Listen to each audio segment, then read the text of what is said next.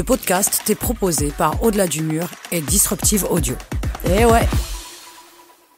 Bonjour à toutes et à tous et bienvenue dans cet épisode consacré à la Cousin verticale. Une course verticale hors du commun qui s'élève jusqu'au Cousinbert, ce sommet emblématique des Préalpes fribourgeoises à 1632 mètres. Depuis le départ au Pratzey, entre le Mouret et la Roche, les participants grimpent 733 mètres de dénivelé sur un sentier naturel jusqu'au chalet du Cousinbert. Ce qui rend cette course si particulière, ce n'est pas seulement l'effort physique, c'est l'ambiance, la simplicité, l'authenticité. Une course à taille humaine, pensée pour les compétiteurs comme pour les marcheurs du dimanche.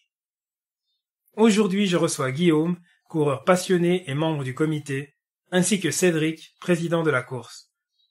On va parler de l'origine de l'événement, de ce qui a changé depuis 2016, de quelques belles anecdotes et aussi de ce qui vous attend le 30 août 2025 pour cette nouvelle édition. Que vous soyez déjà inscrit ou encore en hésitation, restez avec nous, car cette course pourrait bien devenir votre rendez-vous coup de cœur de la fin d'été. Je vous souhaite une très belle écoute. Bienvenue dans Au-delà du mur, le podcast pour tous les passionnés de course, qu'il s'agisse de bitume, de nature ou de piste. Que vous soyez débutant ou coureur aguerri, nous explorons ensemble la préparation physique et mentale, la nutrition et la santé pour vous aider à atteindre vos objectifs. Si vous cherchez des conseils pratiques, des témoignages inspirants et des discussions captivantes, vous êtes au bon endroit. Préparez-vous, votre voyage au-delà du mur commence ici. Bonjour messieurs, comment ça va? Bonjour, ça va très bien. Toi aussi? Bien, merci. Et moi, ça va bien aussi. Merci d'avoir traversé la Suisse pour certains d'entre vous pour venir discuter avec moi aujourd'hui de cette Cousin verticale qui aura lieu le 30 août 2025. Pour les personnes qui ne vous connaissent pas, est-ce que vous pourriez nous dire qui vous êtes et d'où vous venez? Bien sûr, Cédric Chouvet, je suis enseignant primaire. J'habite au Mouret depuis quasiment toujours. Je travaille à Planfaillon en allemand, donc un peu un mix entre les deux langues. Et puis je suis très attaché à notre région campagnarde du Mouret et environ. Et moi, c'est Guillaume Monet. J'habite à Éponde. Je suis TV spécialiste et c'est moi qui ai traversé la Suisse romande et pas la Suisse. Aussi bien attaché à notre région, comme Cédric. Et je trouve que nos Préalpes sont un magnifique terrain d'entraînement. Magnifique, bienvenue. On va rentrer directement dans le vif du sujet. Quand on était en train de blablater avant le début de l'enregistrement, c'est vrai que tu me disais que un des cofondateurs, c'était ton père, donc de cette Cousin verticale. Exactement. En 2016, mon papa, Philippe Chouvet et Edmond Collier, ils sont inspirés en fait du kilomètre vertical de Fuy pour se dire, mais en fait, sur notre Cousinbert, on pourrait faire quelque chose qui ressemble à ça. Alors naturellement, c'est pas autant difficile et autant raide et abrupt qu'à Fuy, mais ils se sont dit, il y a quelque chose à faire par chez nous, et ils ont monté un comité de 4-5 personnes pour organiser cette course, donc le départ de la scierie du Pratzey entre le Mouret et la Roche, et l'arrivée vraiment sur la dernière marche de l'ancien chalet du Cousinbert pour avoir cette montée, ça monte qu'une seule fois, de 733 mètres. Et puis, ce qu'ils voulaient absolument, le comité à l'époque, c'était une course contre la montre, donc comme à Fuy. Ce qui a été le cas, du coup, pour l'édition 2016, 2017 et 2018. On avait un départ en contre la montre toutes les 30 secondes. Et puis après, pour des raisons logistiques et surtout aussi de coût, parce que notre course, c'est une toute petite course avec pas énormément de budget, pour l'édition 2019, depuis cette édition 2019, en fait, c'est un départ en ligne. Donc, il y a deux départs, un départ populaire marcheur et un départ pour les coureurs. Mais du coup, on s'est retrouvé avec un départ en ligne. Toi, Guillaume, t'es pas tombé dans la marmite de la Cousin verticale dès le départ. Comment est-ce que tu t'es fait entraîner dans cette aventure? Alors en fait, c'est Cédric qui nous a proposé de la courir une première fois en 2018. Moi, je sais que j'y ai pas pris part, mais d'autres qui sont aussi maintenant dans le comité y ont pris part. Et il est revenu avec cette idée en 2019. Et on a fait la course. Ça a été un calvaire pour ma part. J'étais de loin pas assez préparé. J'étais pas le coureur assidu que je suis aujourd'hui. Et quelques temps après, t'es venu avec l'idée, Cédric, nous proposer de reprendre l'organisation de cette course.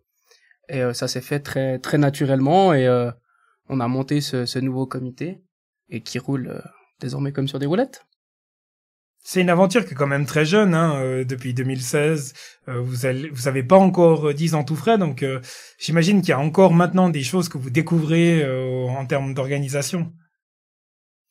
Alors c'est pour nous, pour le comité des jeunes, je vais appeler ça. Ça va être notre 4e édition en 2025 parce que justement en 2020 et 2021 avec le Covid, il n'y a pas eu d'édition et puis mon père et Edmond nous ont proposé de dire allez-y les jeunes, vous êtes motivés, reprenez ça. Alors on s'est dit départ, on y va, mais on n'en avait aucune idée en fait. Et puis ils nous ont épaulé un peu au début, puis il y a plein de choses en fait qu'on a appris comme il faut des autorisations pour une course en montagne sur un chemin pédestre qui existe, il y a plein de choses vraiment qu'on s'attendait pas du tout à ça. Et c'est vrai que chaque année, maintenant notre but c'est de s'améliorer, c'est de réparer les petits couacs qui n'ont pas été les 3 dernières années. Et puis le but c'est de garder, disons quand même, cet esprit convivial et cet esprit de course simple, mais en essayant d'apporter une petite nouveauté ou une petite touche de fraîcheur chaque année, ouais. Déjà, ne serait-ce que par votre vision peut-être plus moderne de ce que devrait être une course en termes d'infrastructure pour les coureurs, les packs des finishers ou ce genre de choses-là, je pense que l'approche c'est quand même pas la même que celle qu'avait ton père et puis son ami à l'origine. Non, alors au début c'était vraiment le but de faire quelque chose par chez nous parce que ça n'existait pas. Et puis c'est vrai que sur il y a eu des prix souvenirs dès la première édition, mais ça restait vraiment venez faire la course. Et puis il y a une chose par contre qui n'a pas changé depuis la première édition, c'est dans l'inscription, il y a le repas offert au chalet du Cousin Bert à la fin. Et ça pour le comité qui a initié la course, c'est un point important et pour nous ça l'est aussi. Parce que c'est le moment de partage, en fait, quand on va à une course, Guillaume pourra peut-être encore mieux expliquer ça que moi, vu qu'il fait plus de courses que moi, mais il y a ce moment de partage d'après-course qui n'existe à peu près nulle part ailleurs. Il y a ce moment de comment ça a été, on se taquine, ou bien on se félicite, et on partage un bon moment, et même si la course s'est bien passée, s'est mal passée, au final, tout le monde est en haut et tout le monde est heureux, et voilà, donc, disons, on essaie d'améliorer, mais les traditions qui sont ancrés maintenant depuis les 7 éditions qui ont eu lieu, on essaye quand même de les garder et puis on les trouve aussi importantes pour notre région puis pour la course en elle-même aussi. On sent ce côté effectivement très familial et très convivial de la course.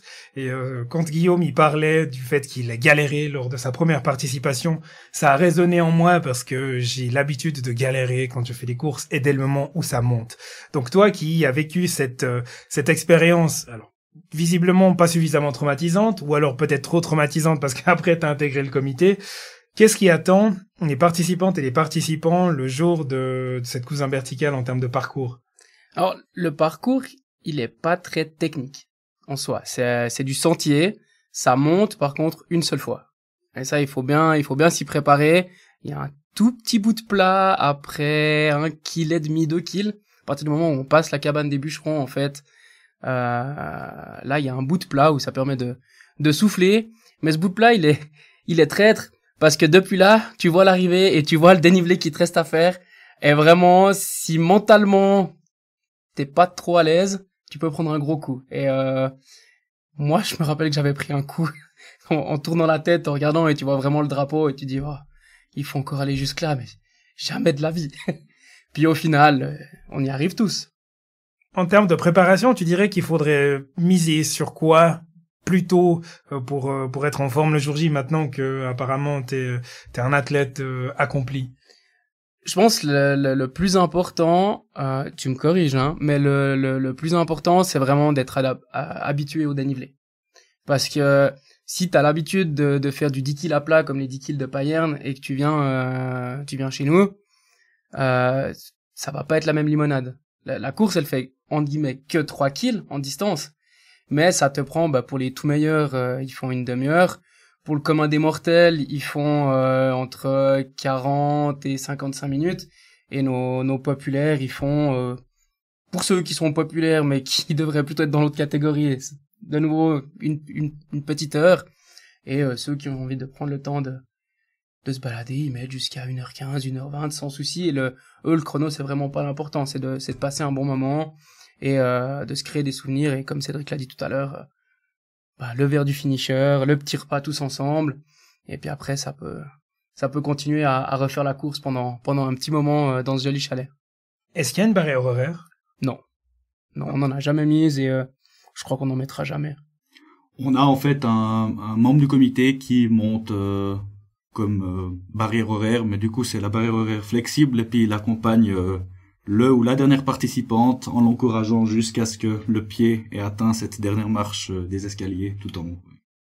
Donc dès le départ, on est dans le dur. Ça me fait un peu penser à Sierzinal où avant de mériter Chandolin vers le Weisshorn qui est déjà très très loin, il faut galérer dans la nuit noire avec une frontale quand on n'oublie pas de la prendre. Donc qu'est-ce qu'il y a pour motiver les participantes et les participants dès le départ de la course? Est-ce que vous avez des sonneurs de cloche, des gens qui hurlent, la famille le long du parcours? Non, alors vu qu'ils partent en mass start, ils sont ensemble en fait. Et de petits groupes se créent et en fait ils courent ensemble et je sais que ça s'encourage pas mal parmi les coureurs et parmi les populaires aussi qui font très souvent à 2 ou à 3 et ils se tirent la bourre entre eux, ils ont pas forcément besoin de public. Aussi le sentier est vraiment pas très large, donc mettre du public ou mettre quelque chose ça devient compliqué. Certaines personnes vont à la cabane de la Joux que j'évoquais précédemment. Et la majorité des gens en fait ils viennent encourager dans les 200-300 derniers mètres de course et de dénivelé. Et là il y a vraiment du monde qui vient et il y a bien du bruit. Et puis comme en fait il y a l'accès, justement l'arrivée au chalet du Cousin-Bert, ils viennent au chalet, ils redescendent un tout petit bout sur le parcours et on est dans un pâturage, donc ça permet justement de pouvoir avoir un peu plus de monde. Ça crie fort, surtout que les gens, en fait, c'est quand même une course assez régionale. Beaucoup de gens se connaissent, donc ils viennent voir qui court. Et puis c'est vrai que pour certains ou certaines, ou je dirais même pour tout le monde, ça fait du bien de voir tout d'un coup quelqu'un qui nous encourage au bord du chemin, parce que ça montre qu'on est vraiment pas loin de l'arrivée, et puis qu'on arrive au bout de la souffrance de cette montée. Ah, il y a ce côté rassurant de voir un signe de vie, de se dire qu'effectivement, on n'est pas tout seul, on s'est pas trompé de chemin et qu'on est en direction du sommet. C'est vrai que c'est assez rassurant. Participer à, c'est pas un kilomètre vertical, mais comme tu l'as dit, c'est un peu la philosophie, c'est un type de parcours et de compétition qui est quand même particulier, donc ça vient de partout dans la région, mais c'est qui le public cible de ce genre de course? On n'a pas vraiment un public cible, on se dit on veut lui. En fait, nous, on a vraiment une volonté d'amener les gens à venir faire notre course et on se destine autant à une personne qui peut la courir en moins de 30 minutes et qui peut aller titiller le record qu'à une personne qui est à la retraite et qui a envie de se remettre au sport. Vraiment, nous, notre but, c'est d'offrir une compétition ouverte à tous et à toutes. C'est vraiment le but, c'est que les gens s'amusent et prennent du plaisir. T'as prononcé le mot record. Allez, on va se faire du mal, ne serait-ce que pour l'entendre. C'est quoi le record du parcours? J'ai pas la seconde près, mais 28-30 secondes. Moi, je l'ai à la seconde près. Il a été fait en 2018, donc la dernière édition du départ en contre-la-montre, ce qui est assez intéressant. Et le record est à 28 minutes et 38 secondes. Et en fait, c'est même 2 personnes qui tiennent le record à 28-38, Quentin Mertena et Terence Ries. Et puis, du coup, c'est un appel d'offres à toutes celles et ceux qui nous écoutent, parce que ce record, il tient depuis 2018. On a un départ en ligne depuis, où on s'est dit que ça va peut-être pousser pour essayer de faire tomber le record. Donc, s'il y a parmi les auditeurs, auditrices, des fans de record, on espère qu'en 2025, ce record des hommes puisse tomber. Et chez les dames, il y avait aussi un record de 2018, et il a été battu l'année dernière, en 2024. Donc pour les dames, on a le record en 33 minutes 12, qui est détenu par Romane Gauthier. Et puis ça nous a fait plaisir justement de voir que les records sont encore battables. C'était très très proche chez les hommes 1-2 fois, donc on sait que le record est prenable. Et puis on a également des records pour les juniors. Donc il y a 4 records à battre en fait lors de chaque édition. Et est-ce qu'il y a un prix pour le record? Alors, il n'y a pas de prix pour le record. Il y a notre page Instagram qui a comme épingler les records de la course. Mais je pense que le prix, il est plutôt, c'est la reconnaissance. C'est les gens qui savent ce que c'est notre chemin, ce que c'est le parcours. Quand ils voient 28-38, ils se disent mais c'est hallucinant en fait, c'est extraterrestre. Qui fait ça? Et si je peux, moi quand je monte, je sais à peu près à la seconde où est le record et je sais où j'en suis dans mon parcours en me disant moi je suis là, les deux zézés là, eux ils sont déjà en haut. Et là c'est tu mesures toute l'ampleur et toute la vitesse qu'il faut avoir pour y arriver. Chez les dames pareil 33-12 4e édition, donc maintenant tout le monde commence un peu à se connaître, chacun a un peu ses habitudes. Est-ce que vous avez déjà vécu des moments chauds lors de ces 4 premières éditions où vous étiez aux commandes? Dans notre comité, non. Parce qu'en fait, on est 5 potes avant d'être 5 membres du comité. Et puis, ça a toujours été assez clair qui devait faire quoi. On s'est séparé un peu les choses à la bonne franquette, et puis ça fonctionne. Alors maintenant, ce qui commence à être cool, c'est qu'après 4 éditions, on a un tableau où on a tout noté, qu'est-ce qu'il faut pas oublier, et puis en fait, c'est une chose qui roule. Pour donner un exemple, en 2022, on s'est vu 4, 5, 6 fois avant le jour J de la course, et l'année dernière, je vais pas mentir, mais on s'est vu 1 fois et demie, et puis on était prêts, parce que chacun savait exactement ce qu'il avait à faire, et puis ça roule, et ça c'est vraiment plaisant de pouvoir travailler en fait entre copains, et puis de faire quelque chose pour les gens de la région entre copains, c'est vraiment chouette. Pas d'anecdote, personne n'a dévalé la pente dans l'autre sens. D'ailleurs, ça pourrait être intéressant de le faire dans l'autre sens. Ouais, moi j'en ai une d'anecdote. Je sais pas si tu seras d'accord que je la raconte, étant donné que t'es censé être celui qui connaît plus ou moins le mieux le parcours, mais une année tu t'es planté, non? T'es parti à gauche et de partir à droite. Après la cabane de la jeu. J'ai encore pensé ce matin que cette anecdote, elle allait sortir aujourd'hui. Vas-y, raconte. Mais voilà, alors on y va du coup. Bon, alors en 2018, comme Guillaume l'a dit avant, on a fait la première fois la course. Et puis c'était mon papa, le président de la course. Et il y a un moment donné dans le parcours où, voilà, c'est balisé avec les banderoles rouges et blanches, et puis il y avait le balisage du sentier raquette qui est aussi avec les banderoles rouges et blanches. Et puis en fait, je suis parti sur la gauche, à un moment donné, j'ai ouvert un portail et j'ai suivi ces banderoles rouges et blanches, et d'un coup, je me suis dit, mais il y a vraiment plus personne là. Alors, j'étais pas le plus rapide, je suis toujours pas le plus rapide. Alors, je me suis dit, c'est peut-être normal, mais d'un coup, il y avait plus de banderoles rouges et blanches. Alors, je retourne en arrière, et je suis arrivé au point où j'ai, en fait, au lieu d'aller à gauche, j'aurais dû aller tout droit, et puis, je suis arrivé à l'arrivée en 1h42, quasiment beau dernier, quoi. Et puis, mon père, il me dit, mais t'étais où? C'est pas possible, et puis j'ai dû expliquer ce qui m'était arrivé, c'était bonne blague, tout le monde s'est bien foutu de ma poire, et ils ont bien raison, parce que c'était très très drôle.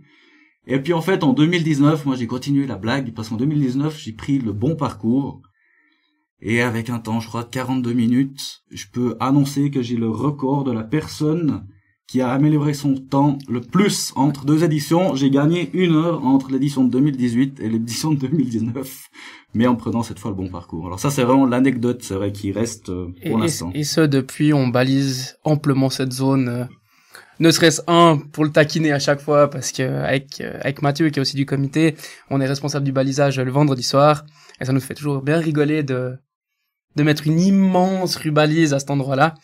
Et c'est un peu notre petite blague à nous, mais sinon on n'a pas eu je crois de problème ou quoi que ce soit. De temps en temps on a la météo qui nous joue un peu des tours. Une année il faisait bien froid, on était en gants, pèlerines, bonnet, doudoune, et l'année d'après on était short t-shirt tongs, quoi. Donc c'est plus la météo qui vient nous jouer des tours que nos participants qui nous font des sueurs froides. Au début de l'enregistrement, tu parlais des découvertes, notamment en termes d'autorisation. Est-ce qu'on peut encore organiser une petite course de nos jours quand on voit toutes les exigences qui sont demandées avant même le jour J? Alors, c'est clair que c'est pas toujours simple. En fait, c'est aussi financier. Pour une petite course, toutes ces autorisations, toutes ces demandes, ça coûte. Notre but à nous, c'est pas de gagner de l'argent avec cette course, mais c'est clair qu'on est obligé de travailler avec quelques sponsors qui nous soutiennent en fait pour qu'on rentre dans nos frais.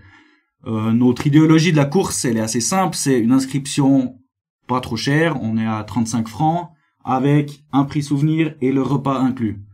Donc il reste pas des masses de marge pour payer des autorisations à gauche et à droite. On a des magasins de sport qui nous soutiennent aussi avec du matériel pour les prix, pour les podiums par exemple. C'est aussi quelque chose où on regarde que voilà, les gens qui viennent chez nous, qui font un podium, qui repartent quand même avec des jolis prix. La panel des prix les dernières années, c'était incroyable. Il y avait des montants énormes en matériel, en bons, et là vraiment les entreprises de la région et certains magasins de sport aussi nous soutiennent vraiment fortement pour notre course. Et puis pour les demandes et pour les papiers qu'on a besoin, voilà, ça fait partie, on sait. On l'a eu fait, on peut pas dire maintenant on demande plus aucune autorisation pour faire nos courses parce que ça marche pas et ça fait partie de l'organisation. Ouais. D'ici à ce que l'épisode sorte, la course aura lieu dans environ 1 mois. Où est-ce qu'on en est au niveau des inscriptions? Là, j'ai pas été regardé aujourd'hui, mais on doit gentiment avoir entre 30 et 40 personnes. On est en avance par rapport aux années précédentes, ce qui est assez cool. Et chose qu'on a remarqué, c'est que les gens s'inscrivent de plus en plus à l'ADER. Alors on a notre groupe de fidèles qui sont toujours inscrits le lendemain de l'ouverture des inscriptions. Et ce groupe de fidèles s'étale un peu sur les 2-3 premières semaines. Et après, il y a un creux où il se passe pas grand-chose. Et à 2 semaines avant l'inscription, avant la course, ça se remplit de plus en plus. On s'est d'ailleurs fait une belle frayeur l'année passée parce que on a commencé la fois et demie, enfin la demi-fois notre dernier comité. On commence le comité, on était à 89 inscrits, sachant qu'on peut accueillir 100 personnes. Et on avait le téléphone avec les inscriptions qu'on actualisait. Et toutes les 3 minutes, on voyait une inscription. Et on a eu peur de devoir refuser des gens, ce qui aurait été une grande première. Et c'est vraiment pas le but. On n'a pas envie que quelqu'un arrive le matin sur la ligne de départ et qu'on lui dise écoute, non, tu peux pas prendre le départ parce qu'on n'a pas de place pour toi, quoi. Pour nous, c'est aussi important. En fait, ce départ en ligne, il permet une très grande flexibilité. Donc, il y a la possibilité même de venir le matin même au départ et d'avoir son dossard et de pouvoir participer. Cette limite de 100 personnes, elle est aussi due à cause du chalet du Cousinbert qui peut pas accueillir non plus un nombre illimité de personnes. Et puis, il y a eu des éditions où il faisait vraiment pas beau et on était 80-90 dans ce chalet en haut. Pas tout le monde peut s'asseoir, mais c'est une super ambiance. Tout le monde est collé serré là-bas pour la remise des prix dans le chalet, mais c'est vrai que plus de 100, c'est pas possible. Et là, comme tu l'as dit, l'année passée, c'était le soir avant la course. Les 2 responsables du chalet, Dania et Vanessa, elles étaient un peu sous stress parce que pour elles, c'était leur première édition. Les fois d'avant, c'était des autres tenanciers. Et puis on leur a dit à peu près 80 personnes, et puis pendant notre comité, on lui dit maintenant c'est 90, et puis d'un coup on lui dit maintenant c'est 100. Puis elle dit mais ça s'arrête quand votre truc en fait? Et puis on s'est dit non mais 100 ça doit jouer. Et puis finalement on était à 100. C'était vraiment en fait pour nous aussi un joli moment parce que c'était la plus grosse édition. On était complet en 2024 et on espère vraiment pour 2025 que ce soit pareil. Comment est-ce qu'on... Alors ça c'est une question que j'ai pas l'habitude de poser justement parce que d'habitude je demande aux gens quelle est la jauge max, je m'attends à 2000 ou 3000 personnes. Là, vous êtes condamnés entre guillemets par rapport aux infrastructures à pas trop grandir. On sait que le running, le trail connaît une croissance qui est assez fulgurante. Donc en soi, si la tendance des inscriptions de la Cousin Verticale suit la tendance des inscriptions des autres courses, vous allez être complet avant. Il se passera quoi quand ça arrivera? Parce que ça arrivera tôt ou tard. Ça arrivera et puis on verra comment on fera à l'instant T. Dans un premier temps, on pourrait partir sur le premier qui s'inscrit, c'est le premier qui est servi. Comme ça se fait à Sierzinal, c'est une histoire comme ça à peu près, je crois. Ou alors, on n'y a pas vraiment réfléchi, mais une autre option, ça serait un tirage au sort, comme ça se fait sur d'autres courses. À voir. C'est un sujet qu'on n'a pas évoqué. C'est un sujet qu'on pourrait évoquer, mais on s'est pas encore posé la question, pour être très honnête. Pour cette édition 2025, c'est assez simple. Les inscriptions sont ouvertes, les personnes inscrites, elles sont sur le site, sur la liste de départ, et elles sont inscrites. Mais c'est vrai que c'est un point qu'on va devoir travailler dans les prochaines années. Et la limite de 100, elle va pas être déplacée. Donc au final, peut-être que ça deviendra aussi pour nous aussi une satisfaction de se dire les gens ils s'inscrivent le plus vite possible parce qu'ils veulent venir faire notre Cousin Verticale. Et ils s'inscriront peut-être un peu plus rapidement que 2 semaines avant la course, qui est pour nous aussi finalement pas plus mal parce qu'on sait à quoi s'attendre, on sait combien de personnes. Pour le chalet en haut aussi, on pourrait leur dire exactement c'est complet. Et mais c'est un point qui reste très clairement ouvert au sein du comité pour les prochaines années, oui. Maintenant que je vous ai mis sous stress en vous prédisant une édition sold out et puis des problèmes à venir, vient finalement la partie de l'appel à l'action, parce que là pour le moment vous avez 30 inscrits, d'ici à ce que l'épisode y sorte, allez, espérons qu'on ait atteint les 50% d'inscrits. Donc qu'est-ce que tu dirais toi, Guillaume, à quelqu'un qui hésite à s'inscrire à la course pour que finalement il passe à l'action dès maintenant? Je pense que le fait d'admirer la vue depuis le chalet, sachant qu'on a réussi sa course et qu'on a un verre à la main en train de refaire le monde avec les copains, il n'y a pas grand-chose de plus à mettre en tant que motivation. Pour moi, c'est assez simple, c'est qu'il y a la catégorie des coureurs, ça s'appelle quand vous vous inscrivez senior homme ou senior femme, où vous êtes classé par votre temps. Et puis, il y a la catégorie populaire où le classement se fait par ordre alphabétique. Donc, vous avez votre temps, mais il n'y a pas de classement par temps. Et c'est vraiment, le but, c'est de se lever le matin, de passer un défi, de faire cette montée et de profiter de la journée. Et puis, il y en a des comme ça, ils font quasiment pas de sport ou très peu de sport durant toute l'année, mais ils s'inscrivent une fois par année à notre course. Et puis, c'est leur challenge de dire, voilà, je suis de nouveau arrivé en haut, et puis mon temps, en fait, il s'améliore ou il se dégrade. Et c'est ça qui est joli, il n'y a pas de pression à avoir. Il y a des gens qui font, on a parlé de record avant, c'est clair que ça peut être source de peur, de dire, mais moi jamais 28-38. Mais voilà, il y a le 95% des gens, ce sera jamais 28-38. Mais on peut faire 1 heure, 1 heure et demie. Il y a eu des éditions où il y a des personnes qui sont montées en 2 heures parce que, au chalet du milieu de parcours, ils se sont dit, on arrête, on s'arrête, on mange un truc, on boit quelque chose, puis on finit la course. Et c'est vraiment ce mix entre populaire, qui sont là pour profiter de faire leur challenge, de monter, et puis ensuite d'être au Cousinbert pour une chouette après-midi et journée. Et puis les coureurs qui, pour nous, c'est quand même un point important aussi, les coureurs qui sont là pour se faire mal.